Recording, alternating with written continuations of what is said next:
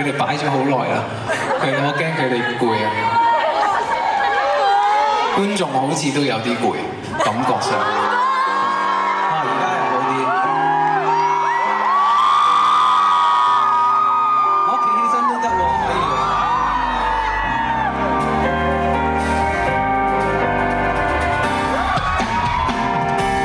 同樣不點是時候鬧鐘響爆，左三七分襯白恤衫好上流，還有時間能吃飽，並沒特別，從來是一杯咖啡加塊麵包。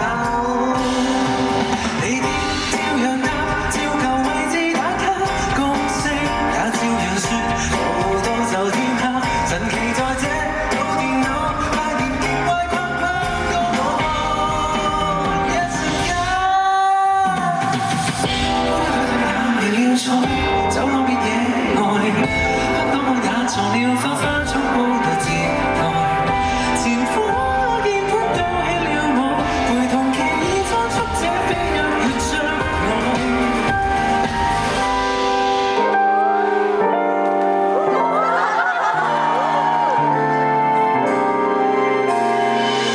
回望我反漸行近視窗關閉，先深呼吸這麼驚險到上位，而我人節跪那位並沒特別，原來是 NPC 跟着路軌，無聊像我照樣過個神秘算玩家，不玩豁免排障，太無進或更差，然而大我記錄過那樣射在倒他心想退出實體境界，勉勵的話。